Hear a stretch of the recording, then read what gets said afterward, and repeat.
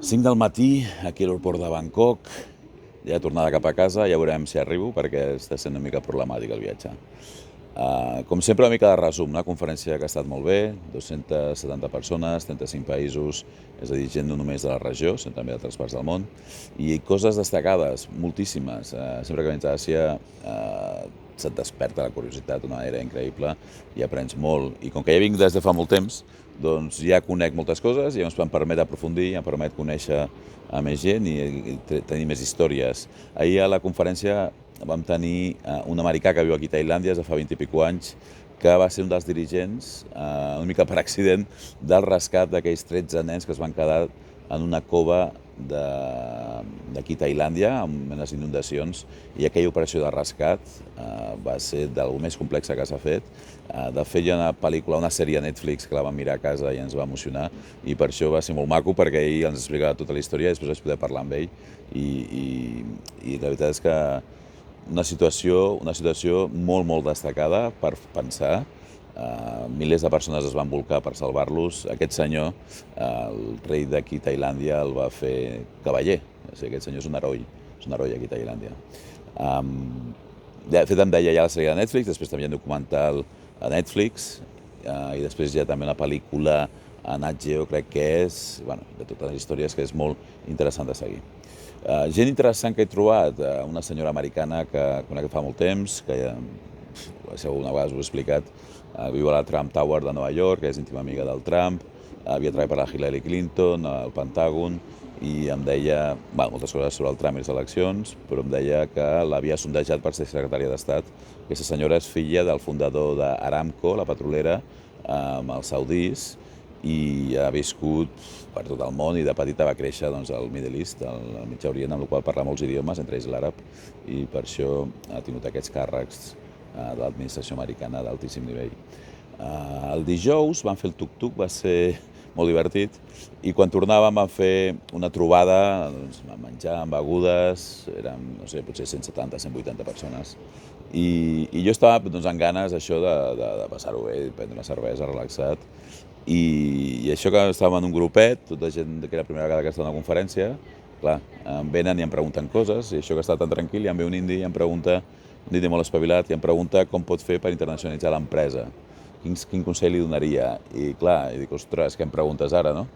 I em va sortir la següent resposta, que li vaig dir que li recomanava anar a congressos com aquest, internacionals, on trobar gent, on connectar amb gent, i li dic, mira, el que has de fer és anar a aquests congressos, conèixer gent, interessar-te en la persona. No vagis a sac pensant en com col·locar el teu producte i com fer el negoci immediatament.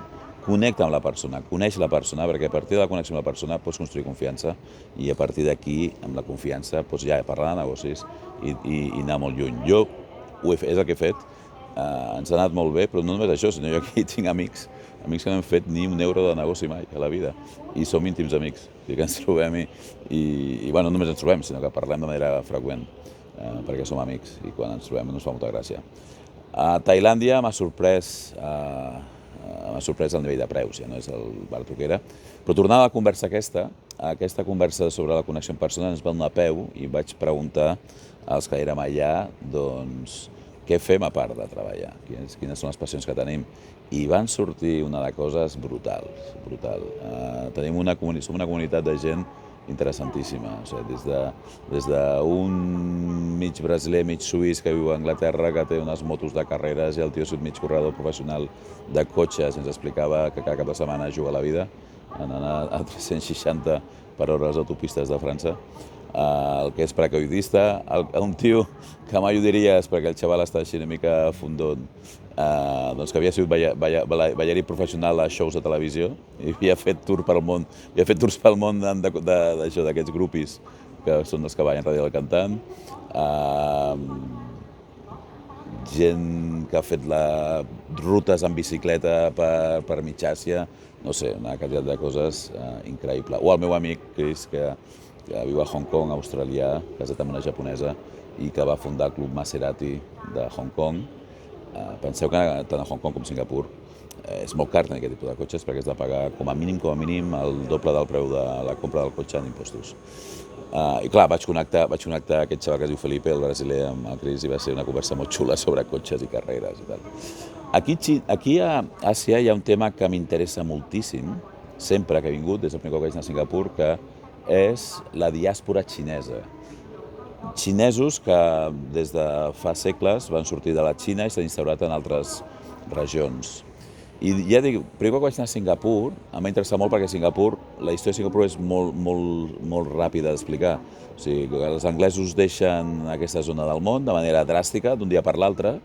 El que era la península Malaia, doncs la majoria de Malaia, diu a la minoria xinesa, que eren els que estaven bàsicament per la zona de Singapur, els diu, xavals, no us volem, us espavileu.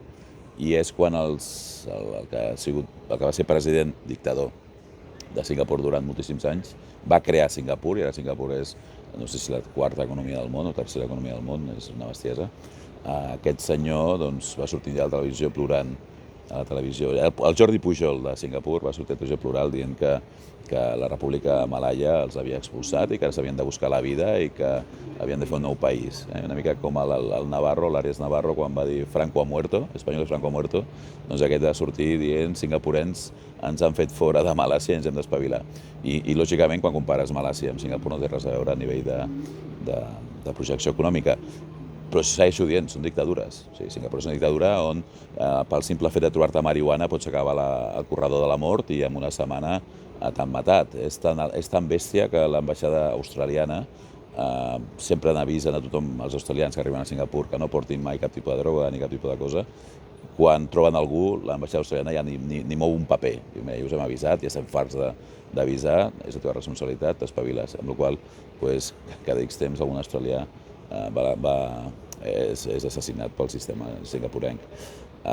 Aquí a Tailàndia també em deien que el vaping, o sigui, aquesta manera de fumar, també està penalitzat i posen a la presó inclús 10 anys. Després va venir un francès que justament estava fumant vaping amagat i diu, no, això és bullshit, tonteria, no és veritat, no sé què. Dic, ja no sé què creure.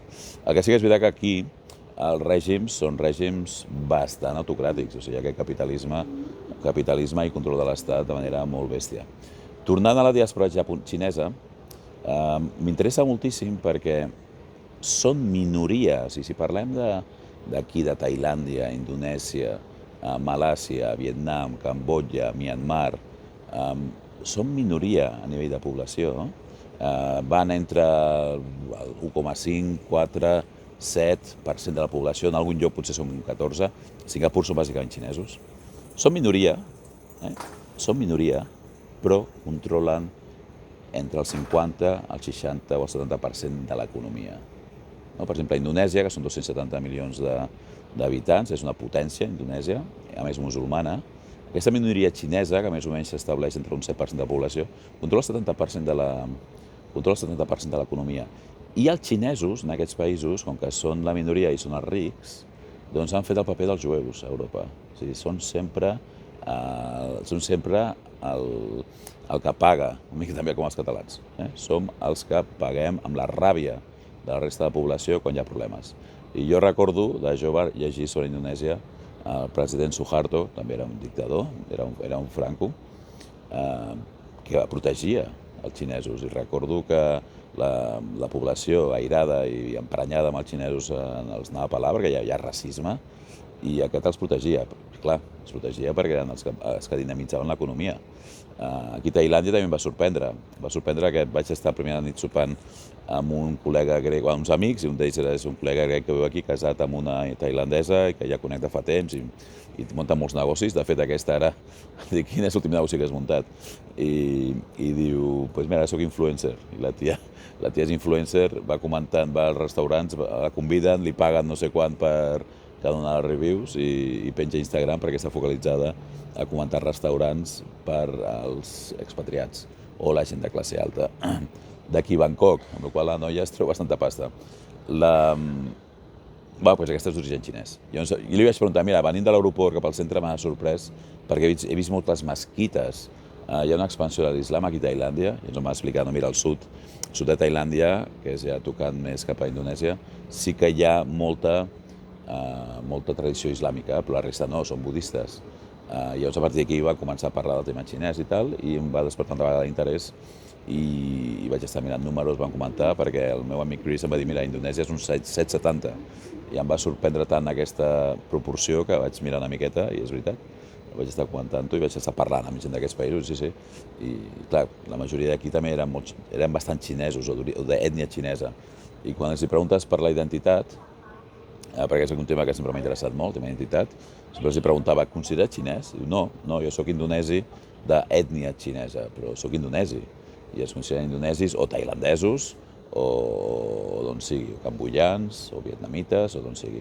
De fet, Vietnam és el que té menys, almenys proporció de xinesos. Com sempre, el menjar en aquests jocs és increïble, els esmorzars, el luxe asiàtic aquest que comentava. Aquí a Bangkok he vist molt poc la ciutat, però el poc que he vist sí que m'ha sorprès perquè l'última vegada que vaig venir fa 6-7 anys l'he vist com més europeïtzat. Més europeïtzat, és a dir, perdent una miqueta aquells trets més diferencials, per suposat que els tenen, i en tenen moltíssims, i és un país, una ciutat interessant per venir. No sé si tornarem o no, però és interessant per venir. Bé, ara aquí, esperant per agafar l'avió a Istanbul, ja veurem com anirà la tornada a Istanbul-Barcelona, perquè de moment tinc problemes amb el bitllet, però esperem que pugui arribar tot bé. Adéu.